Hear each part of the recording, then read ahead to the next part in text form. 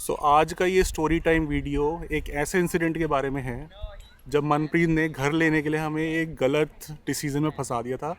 ये जो हमारा घर है, जो आपने देखा होगा पुराने वीडियो में, ये हमारा पहला घर नहीं है। इससे पहले एक बड़े फड्डे में हम फंस चुके हैं और उससे कैसे बाहर आए थे, ये वीडियो उसके बारे में है। तो स्टार्ट करते हैं वीडियो। जैसा कि बोला कि हमारा जो करंट घर है ये हमारा फर्स्ट घर नहीं था। इससे पहले हम एक घर ऑलमोस्ट ले चुके थे, उसके बारे में आपको स्टोरी बताते हैं।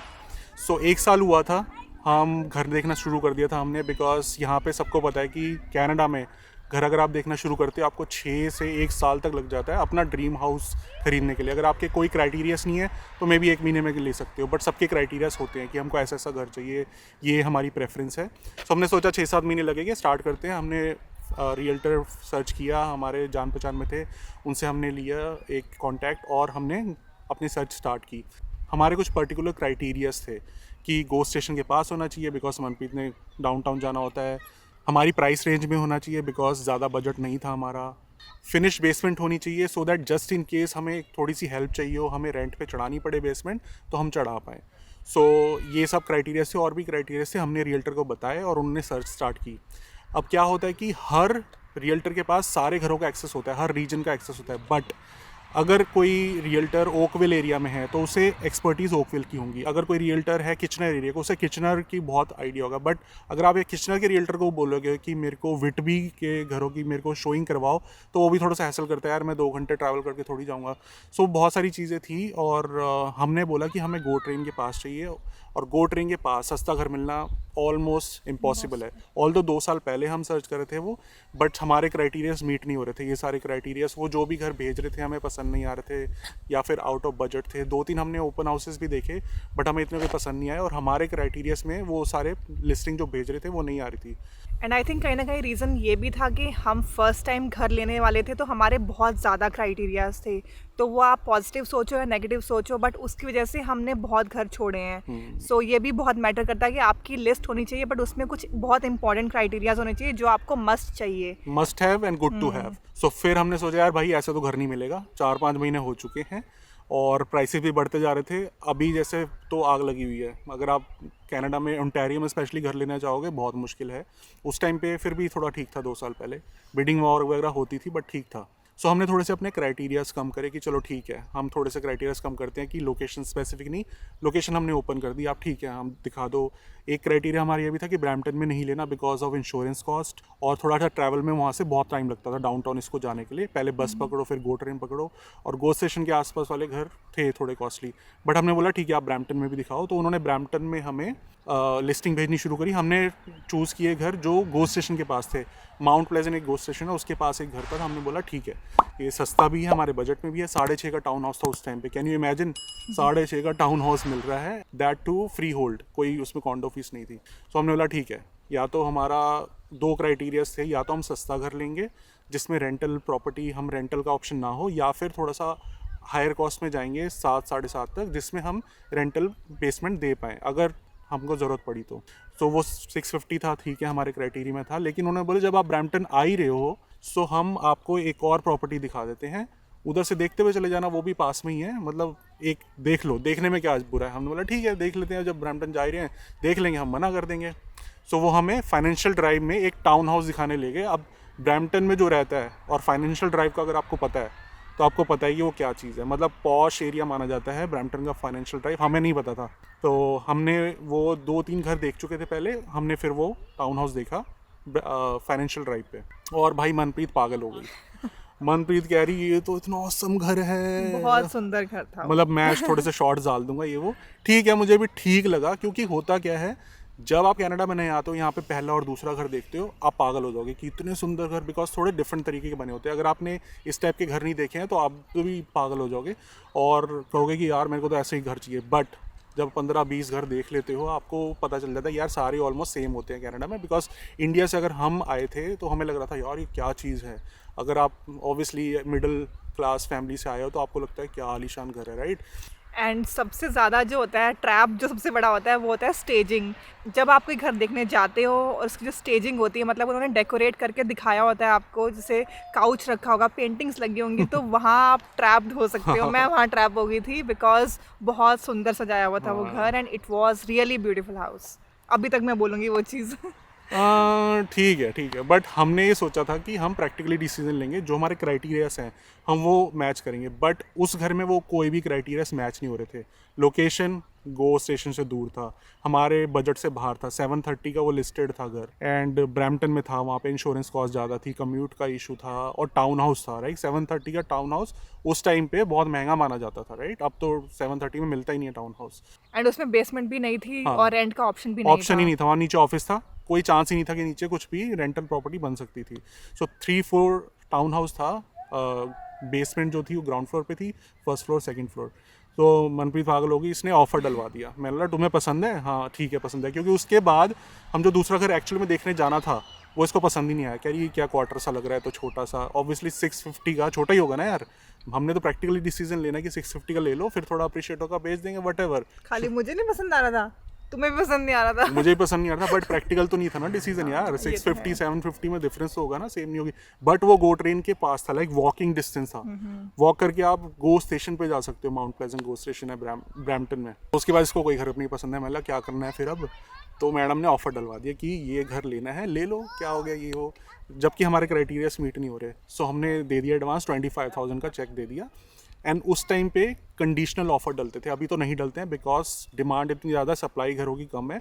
सो जो सेलर कहता है वो कहता है कि मैं कोई कंडीशन नहीं दूंगा, आपको घर लेना है लो, वरना 10 बंदे और खड़े हैं। उस टाइम पे कंडीशनल ऑफर डलता था कि आपको 10 दिन मिलेंगे, 25,000 आप एडवांस दे दो, बट 10 दिन में आप अपनी मॉर्गेज करवा लो, आप इंस्पेक्शन करा लो, अगर कोई घर में कोई प्रॉब्लम आती है तो फिर आप यू कैन बैक आउट 10 दिन के अंदर। बट हमने ऑफर डलवा दिया, फिर रियल्टर ने इंस्पेक्शन की अपॉइंटमेंट वगैरह बुक कर दी, और हमने मॉर्गेज की भी बात करना स्टार्ट कर दी। बट जहाँ ये बैक एंड पे हो रहा है, फ्रंट पे हम दोनों डेली बहस कर रहे हैं। हम खुश नहीं थे, हम स्ट्रेस थे बिल्कुल ही, क्योंकि हमारे प्रैक्टिकल जो क्राइटेरिया है उनमें मीट नहीं हो रहा है। हम सोच रहे हैं कि यार उसमें जाएंगे ना, हम कभी रेंटल दे पाएंगे। मतलब घर जो होता है इन्वेस्टमेंट है, इतनी बड़ी इन्वेस्टमेंट है, अगर आप ऐसा कोई घर लोगे जिसमें मेंटेनेंस है जो प्रैक्टिकल नहीं है, वो पैसे लेके जाएगा आपसे। बट एक प्रैक्टिकल जो घर होगा वो आपको पैसे दे के जाएगा। सो हमारा यही था कि 750 का टाउन हाउस लोगे यार, कितनी अप्रिशिएट हो जाएगा उसका, राइट। 650 का टाउन लोगे, थोड़ा सा अप्रिशिएट होगा, या फिर सेमी होगा, डिटैच होगा। एंड ये भी था कि उस टाइम तक हमारा माइंडसेट ऐसा था कि हम इंडिया से आए थे, 1 ईयर हुआ था हमें, राइट। तो हमारा माइंडसेट ये था कि यही हमारा फाइनल घर है, हमें बार बार चेंज नहीं करना। पर यहाँ पे जो नॉर्मल ट्रेंड है वो है कि आप 5 ईयर से घर में रहते हो and then you move on, कोई यहाँ पे अटैच नहीं होता उस घर से। सो वो चीज़ हमारे माइंड में नहीं थी, तो हमें कहा यार ये हमारा फॉरएवर हाउस होने वाला है, एंड यहाँ पे कोई रेंटल का ऑप्शन नहीं है, हमारे कोई क्राइटेरियाज मीट नहीं हो रहे। अगर हमारा माइंडसेट उस टाइम चेंज हो चुका होता 5 ईयर्स वाला, तो शायद हम ले लेते वो घर। तो बस हम वेट करते रहे, और इंस्पेक्शन का फिर टाइम आया। 2 दिन पहले, क्लोजिंग से 2 दिन पहले इंस्पेक्शन हुई थी, और उसके 500 चार्जेस होते हैं। सो हम बस यही प्रे कर रहे थे कि हमने बहुत बहस करी इन दिनों, 4-5 दिन यार, मतलब स्ट्रेस रहते थे हम कि क्या कर लिया हमने, इतना महंगा घर, इतना महंगा टाउन हाउस लेके, जो कि प्रैक्टिकल नहीं है, हमारे लिए नहीं था सूटेबल। अगर आपके पास, आपको लग्जरी टाउन हाउस लेना है 750 में, वो लग्जरी टाउन हाउस माना जाएगा फाइनेंशियल ड्राइव में। सो मनप्रीत काइंड ऑफ कन्विंस हो गए कि नहीं ठीक है, प्रैक्टिकल डिसीजन नहीं है। तो हम बस ये प्रे करने लगे कि इंस्पेक्शन में कुछ गलती निकल जाए इंस्पेक्शन में कुछ प्रॉब्लम हो जाए, और हम मतलब रियल्टर Back थोड़े out जान कर पहचान लें। के थे, हम बैकआउट कर जाएं उसके अंदर। सो इंस्पेक्शन में कुछ गलती नहीं निकली, उसके अंदर थोड़ी बहुत प्रॉब्लम थी, कुछ लीकेज वगैरह की। $500 हमने इंस्पेक्शन के लिए दे दिए, और उसमें कोई प्रॉब्लम नहीं निकली। बट मनप्रीत को फिर ये रियलाइज़ हो गया था कि हम इतने ज़्यादा स्ट्रेस हैं, हमें लग रहा था बैकआउट करेंगे तो रियल्टर को भी थोड़ा बुरा लगेगा, यार इतना मैंने मेहनत करी है। But at the same time एक बुरा लगना रियल्टर को, मतलब, और दूसरी साइड ये है कि आप 25 ईयर की मॉर्गेज ले रहे हो उस घर पे 740,000 की, बिकॉज जो हमने ऑफर डाला था वो 730 का डाला था, वो बैक एंड फोर्थ होते हुए 740 का पहुंच गया था। 740 का हमें वो टाउन हाउस पड़ रहा था।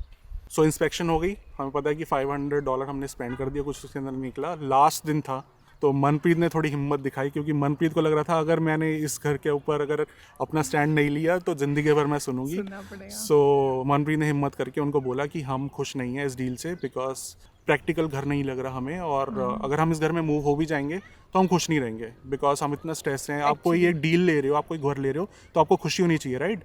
अगर आप डिप्रेस्ड हो, आप परेशान हो, स्ट्रेस हो, सो फिर वो सही डिसीजन, इसका मतलब आपने नहीं लिया, आपने इमोशनल होकर डिसीजन लिया है, बिकॉज प्रैक्टिकल नहीं था, इमोशनल डिसीजन था कि हाँ भाई घर सुंदर लग रहा है, ले लिया। घर सुंदर लगना और प्रैक्टिकल होना 2 डिफरेंट चीज़ें हैं। तो कभी भी सुंदर घर देख के मत लो, आपके लिए प्रैक्टिकल फंक्शनल है कि नहीं है, ये देख के हमेशा लो। एंड हम कहीं ना कहीं कन्विंस हो चुके थे कि चलो यार वो जो रियल्टर हैं वो कह रहे हैं तो सही होगा, बट हम कहीं ना कहीं इसलिए भी डर रहे थे कि हम उनको मना करेंगे उनको बुरा लगेगा, तो वो माइंड में चल रहा था कि यार हमें मना नहीं करना चाहिए। बट हाँ, मैंने सोच लिया था कि इट्स नाउ और नेवर, अगर मैंने अभी नहीं बोला तो मैं पूरी ज़िंदगी सुनने वाली हूँ और हमारी लड़ाइयाँ होने क्योंकि वाली यार हैं। बड़ा डिसीजन है ना, आप गलत Exactly. इतना डिसीजन बड़ा कह सकते हो, अगर बुरा मानेंगे तो ठीक है, but at the same time आप फंस नहीं सकते ना गंदे डील में जो आपके लिए स्ट्रेसफुल है। सो मनप्रीत ने किसी ना किस तरह उनको बोला, उन्होंने बोला कोई प्रॉब्लम नहीं है अगर आप खुश नहीं हो, so you can still back out. Last दिन था उस दिन बैकआउट करने का, तो हम कर दिया बैकआउट। $500 तो इंस्पेक्शन के गए, बट 25,000 थोड़े टाइम बाद एडवांस जो दिया था हमने वो वापस आ गया था। और फिर हमने थोड़ा ब्रेक लिया, हमने 1 महीने का ब्रेक लिया कि भैया अभी शांत हो जाओ, हमारा दिमाग सेटल नहीं है। बिकॉज जब आप बहुत देर तक घर देखते हो, आपको नहीं कोई डील फाइनल होती ना, आप कोई गलत डील में फंस जाते हो, गलत घर ले लेते हो। वो नहीं करना कभी भी आपने, क्योंकि इमोशनल होकर नहीं लेना। आपके जो क्राइटेरियाज हैं वो आप फिक्स रखो। आपके main criterias, must have criterias, good to have criterias. So must have criterias आप फाइनल रखो अपने जो भी हैं। एटलीस्ट 70% क्राइटेरियाज मैच होने चाहिए आपके, otherwise it's not a good deal. Emotional होने की ज़रूरत नहीं है। हाँ, और थोड़े दिन बाद हमें पता चला हाँ न्यू हाउसेस भी ले सकते हैं। हमें अर्जेंट तो था नहीं, हमने बोला ठीक है न्यू घर भी ले लेते हैं, 2 साल बाद भी क्लोजिंग मिलेगी, so it's fine for us. हम डाउन पेमेंट पहले दे देंगे, 2 साल बाद क्लोजिंग ले लेंगे। और भगवान का मैं लाख लाख शुक्र करूँगा कि हमें ये घर मिला, और अभी तक प्रैक्टिकली सब कुछ सही है। और हम इसमें न्यू घर है, 1 साल बाद हम इस पर मूव हो गए थे, तो सब कुछ ठीक है। एंड इस घर का ऐसा था कि हमने लिटरली 10 मिनट्स में डिसाइड किया था कि हमें ये घर लेना है, एंड वो हमने चेक दे दिया, सब कुछ है, and we were really happy. मतलब स्ट्रेस बिल्कुल नहीं था। हाँ। तो ये चीज़ें गट फीलिंग कहीं ना कहीं होती है, बहुत सोचना पड़ता है। अगर आपको गट फीलिंग आ रही है कि नहीं it's not a good deal, back out. Emotional decision नहीं लेना। मॉरल ऑफ द स्टोरी यही है कि इतनी बड़ी इन्वेस्टमेंट आप करने जा रहे हो, कभी भी इमोशनल होके या सिर्फ मतलब ब्यूटी देख के घर की कभी भी फाइनल मत करना डील। प्रैक्टिकली करनी है चीज़ें, और इन्वेस्टमेंट वगैरह सब कुछ प्रैक्टिकली ही करनी है। बिकॉज ये 25 साल की आप मॉर्गेज लेने जा रहे हो, राइट? आप उस घर में डेली रहने वाले हो, आप खुश ही नहीं होगे। अगर आप अच्छी डील रहे हो, अच्छे घर में जा रहे हो, आप डेली जाओगे, आप खुश होगे। आप मॉर्गेज भी दे रहे हो, आपको कोई फ़र्क नहीं है कि ठीक है यार अभी जैसे हमें प्रॉब्लम नहीं होती, हाँ 3000 मॉर्गेज भी जा रही है, ठीक है इट्स फाइन, बिकॉज हमारे अकॉर्डिंगली बहुत अच्छा घर है, प्रैक्टिकल घर है, राइट? और अप्रिशिएट भी हो रहा है, अच्छा अप्रिशिएट हो रहा है, सो दैट्स गुड। एंड एक और चीज़ ये भी है कि कभी भी किसी और का घर देख के ये मत सोचो कि हमें भी एग्जैक्टली ऐसा लेना है। हमेशा अपना डिसाइड करो कि आपको क्या चाहिए उस घर में। मतलब यहाँ पे घरों का बहुत कंपटीशन होता है लोगों का कि भाई मैं टाउन हाउस में हूँ तो अब मुझे सेमी में जाना है, अब मुझे डिटैच में जाना है। बट जो जितनी आपकी पॉकेट अलाउ करती है उतना ही आप करो, बिकॉज एट द एंड आपको पे करना है, कोई और आपके बिहाफ पे आगे पैसे नहीं देने वाला। और दूसरी चीज़, जैसे मैंने रियल्टर का बोला कि हम डरे हुए थे कि उनको बुरा लगेगा, तो कभी किसी और के बारे में सोचो, be it your friends, be it some relatives, be it कोई भी हो सकता है। जो मेन बंदे रहने वाले हैं, जिन्होंने मॉर्गेज पे करनी है, उनका पॉइंट ऑफ व्यू बहुत मैटर करता है। तो अगर वो खुश नहीं है तो never go for that house. समझदार लड़की समझदार हो गई है, ठोकरे खा के समझदार हो गई है। बट ठीक है, अब हम ये एक्सपीरियंस फेलियर से अपने शेयर कर सकते हैं, तो यही मैं आपको ज्ञान दूंगा। Moral of the story is this, अपने एक्सपीरियंस से हमने शेयर किया सो दैट आप ये गलती ना करो। ऐसे ही हाउस बाइंग पे अब सीरीज हम कर रहे हैं, तो वीडियोस आते रहेंगे। मनप्रीत अपने फेलियर्स आपको बता के समझाते रहेंगे। एंड इन्होंने पूरी वीडियो में बोला है कि मैंने फंसाया और निकाला भी मैंने ही था। अगर मैं ना बोलती तो तुम कैसे निकलते? $500 इंस्पेक्शन के जो खराब हुए वेस्ट वो भी लाओ। हाँ, तो मतलब ऑब्वियसली मैंने, आई एग्री, मैंने फंसाया था, लेकिन मैंने बहुत हिम्मत करके, मैं लिटरली कांप रही थी, मैंने उनको बोला, एक्चुअली उन्होंने मुझे ये बोला था कि अगर खुश नहीं हो तो कोई डिसीजन मत लेना। तो मैंने बोल दिया, मैंने कहा हाँ मैं खुश नहीं हूँ।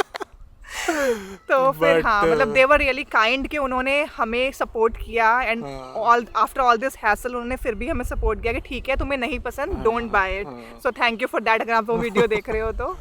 बट हाँ, this was kind of our overall experience. So ऐसी आपकी भी कोई स्टोरी है तो कमेंट में बता देना। ऐसी वीडियोस आएंगे अब हाउस बाइंग के बारे में, और व्लॉग्स भी आने वाले जल्दी, बिकॉज लॉकडाउन खुलने वाला है ओंटारियो में। हम भी भरे बैठे हैं ट्रैवल करने के लिए, व्लॉग्स बनाने के लिए, सिनेमैटिक शॉट्स लेने के लिए, ड्रोन शॉट लेने के लिए। सो जल्दी वैसी वीडियोस आएंगे। मिलते हैं नेक्स्ट वीडियो में। Till next time, stay safe and stick around.